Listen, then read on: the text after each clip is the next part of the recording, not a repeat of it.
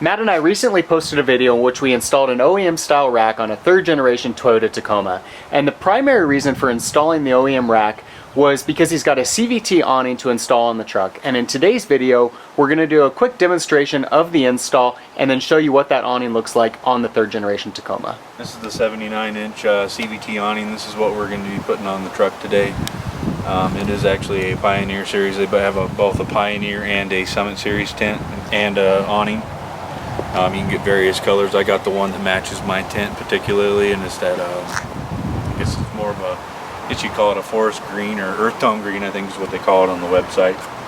But like I said, this is the 79-inch, so when I pull it all the way out, I actually have some coverage, so you can actually get 2 people under there comfortably, maybe even 4. I may get the sidewalls for it eventually, but this is the start anyways. You can see the installation's pretty simple. You've got 2 metal brackets here. Normally these would go on like a Prinsu or a Gobi or some kind of a metal style rack. Since I do have an OEM rack, I mean, I guess I could technically screw through the crossbars, which I may do someday if I feel like it's necessary. But I've got 3 hose clamps for each one of these metal bars, and they're just going to go around the bar real tight, and I'm just going to tighten them up. I've seen it online. I've seen several people do it on the OEM rack, and they say they don't have any issues with it, but I'm going to make sure they're tight every now and again, just go up and torque on them, so should look good. So Matt's installing the awning on the passenger side of the vehicle. Reason for that is that his tent folds out on the passenger side, and so kind of set up camp in one area, need a little less clearance to get everything in place.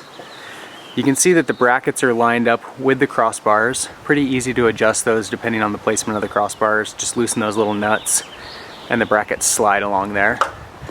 And then you can see he's got the first hose clamp installed up here on the front crossbar. I think it's going to do pretty good.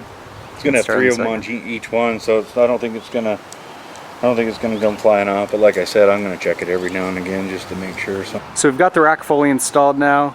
You can see 3 hose clamps on the front, 3 on the rear. Doesn't look super stable, but it actually is quite secure. Matt was putting quite a bit of weight on it and wasn't shifting at all, and so if you can't pull it off, it's definitely not going to come off just driving. So it should be plenty secure. So the awning's installed on the truck. Looks pretty good with the tent. You can see over on the driver's side, it looks a little bare without like a cargo box or a basket, but that's in the works for Matt.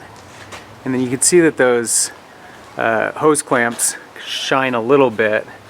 One idea Matt had is maybe just wrap that in some black tape, kind of hide those. So we'll see, kind of test it out first before doing that. And then we'll do a quick demonstration of pulling the awning out, show you what it looks like when it's in place. So the awning's actually stored inside of this little case here. So first step is just to unzip that.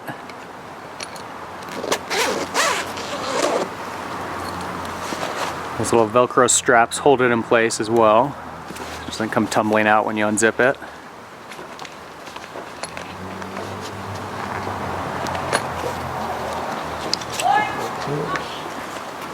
Matt was just telling me retail on one of these awnings is $275.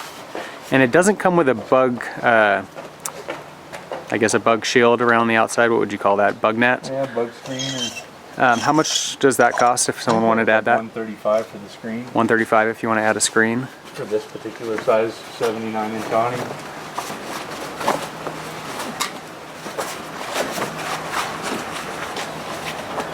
We found it's a little tricky as a one-man job, but it is doable. So you can see these arms here are inset right into the rack. Fold out. And then the one Matt's holding right now, the leg extends down.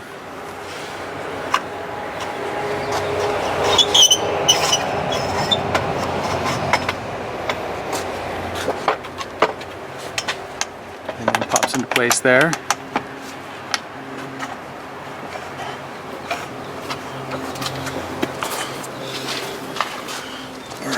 I'm just going to grab the other rod there. Pull that one out. Again, it extends out and pops into place. Now the awning probably is a lot more stable in soft conditions. Being on the concrete, this little piece on the bottom, it's kind of designed to poke into the ground. Can't do that on the concrete, so it makes it a little bit less stable. Probably wouldn't be able to set this up on a windy day on hard surface without it falling, but in soft conditions should work pretty well. You got the Velcro there that wraps around the bars, gets the awning on nice and secure.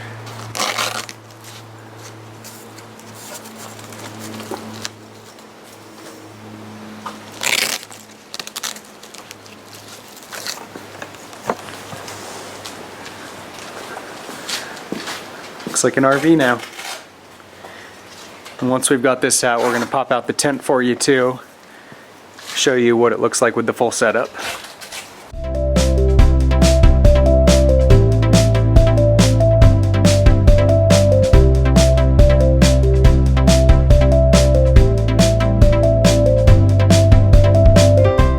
So the installation's complete with the awning, and then we've got the full setup open so you can get a full picture of the CVT setup.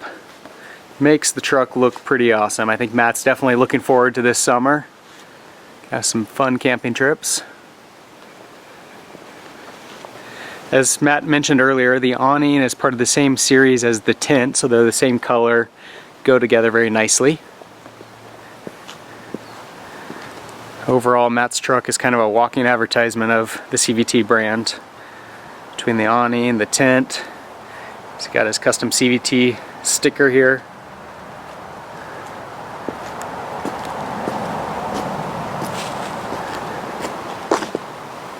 All coming together very nicely.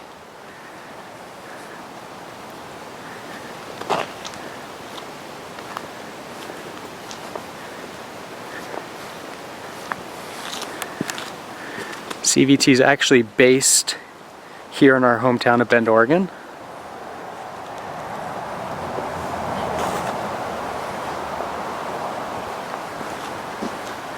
Looks pretty cool.